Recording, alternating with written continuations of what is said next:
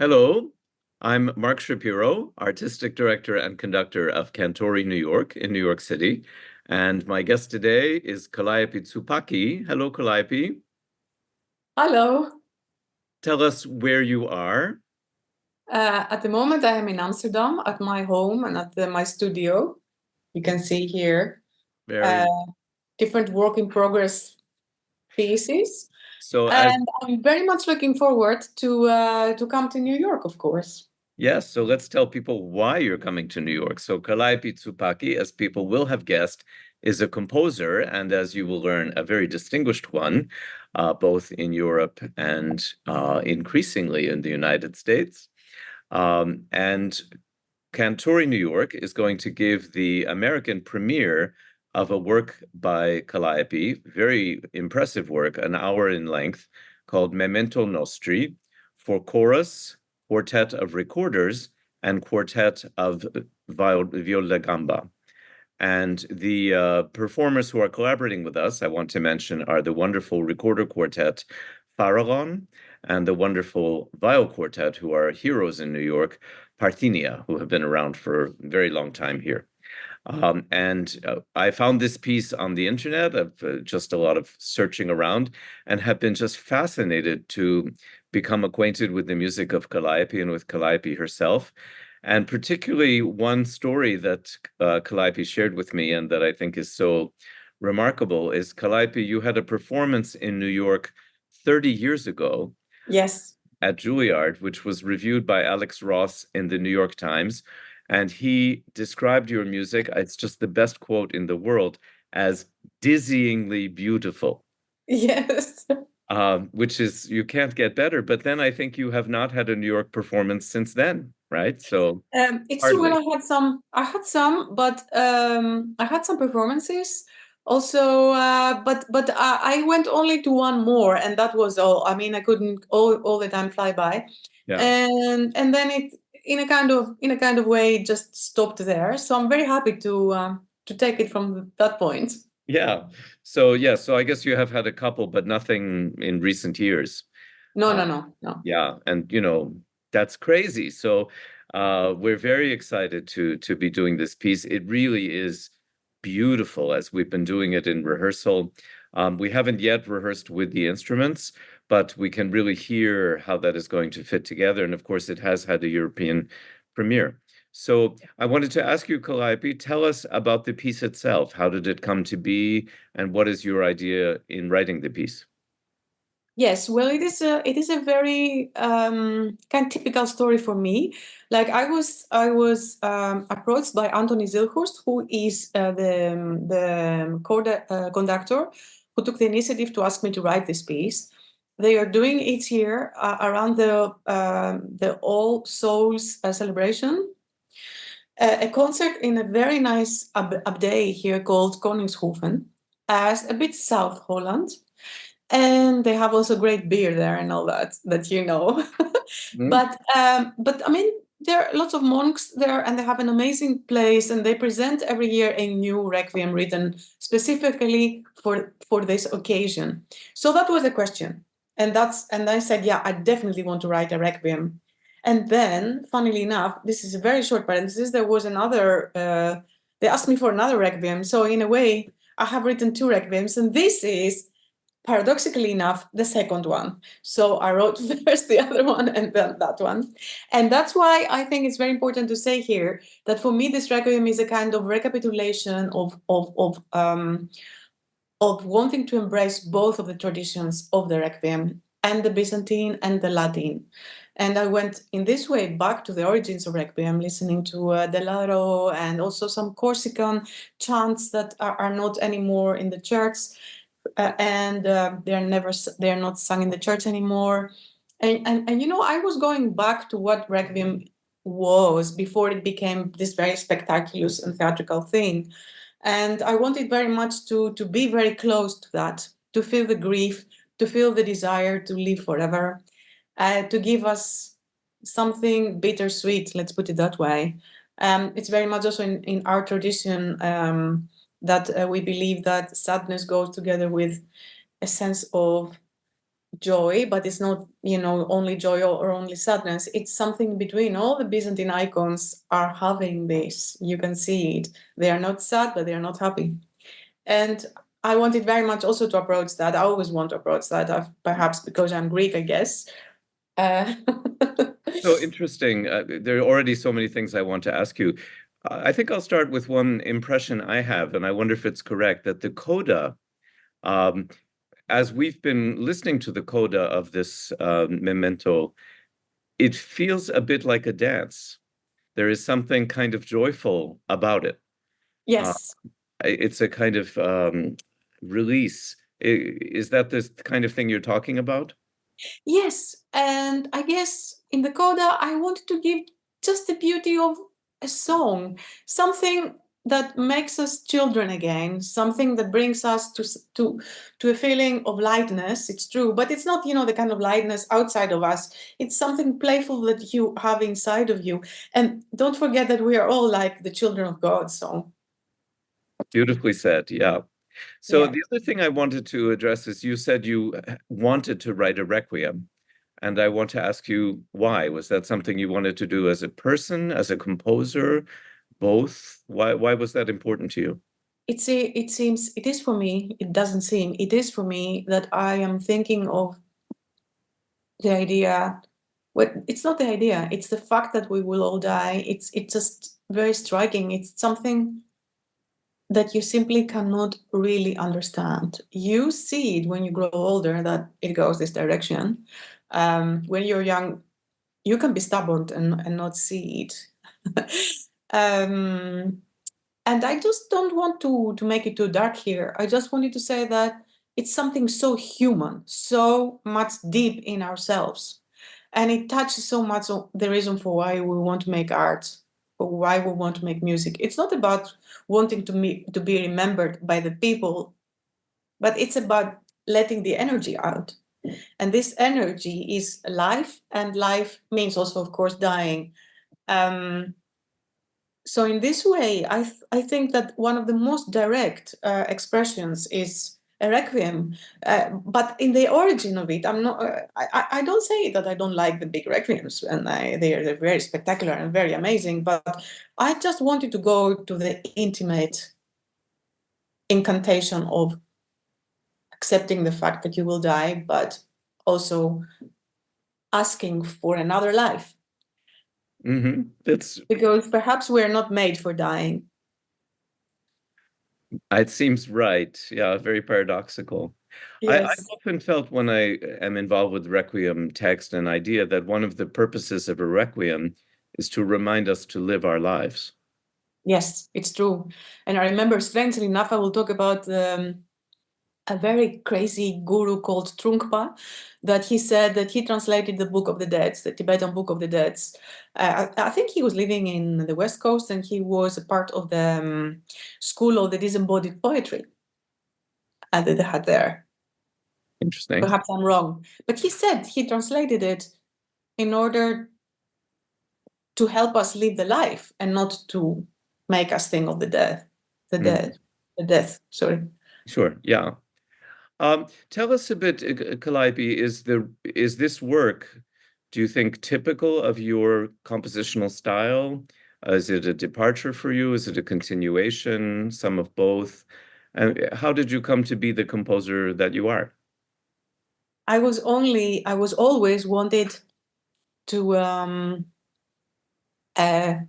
let's say, bring together both of the traditions. The one that I belong, let's say, the Greek one, which is much more based on melodic music elements, like the melodies are very rich. The Byzantine music is actually not even written in traditional notation, it's pneumatic. That means that you can also sing it without even finding the note on the piano, because you just simply cannot find these notes on the piano. And then my love for let's say the Western tradition music.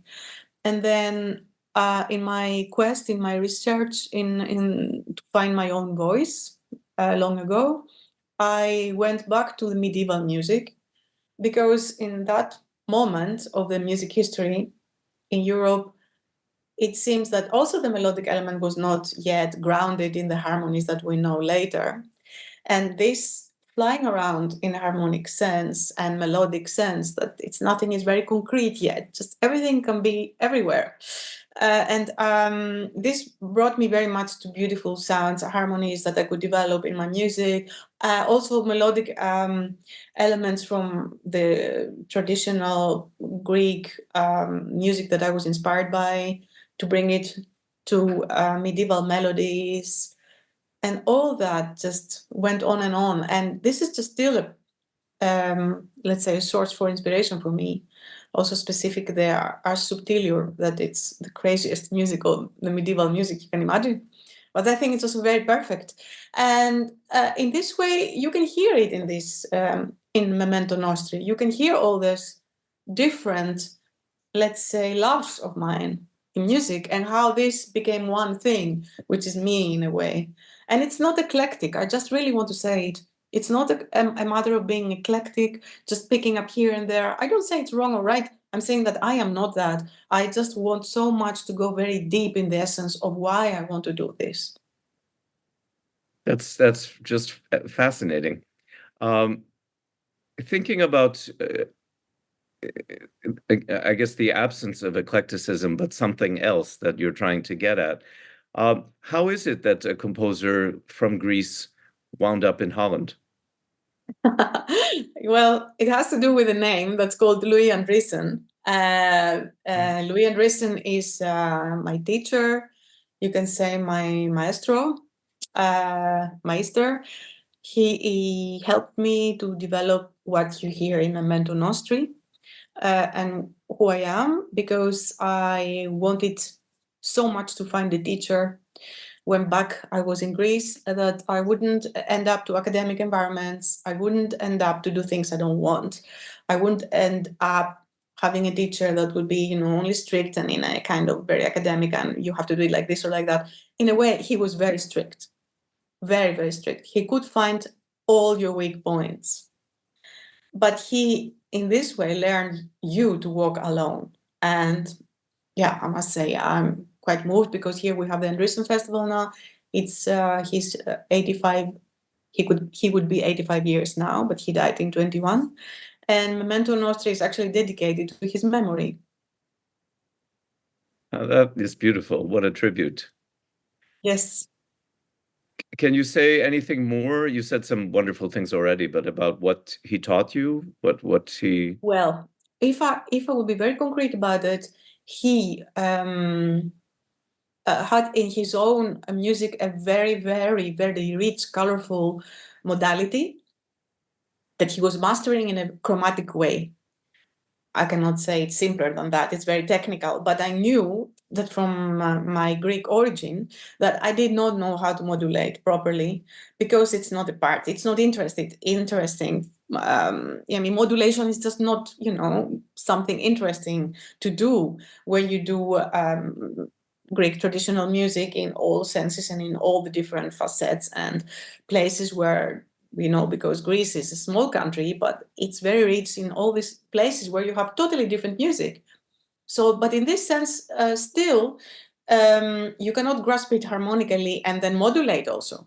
It's just not the tool to do it. It's another kind of music. It's another system.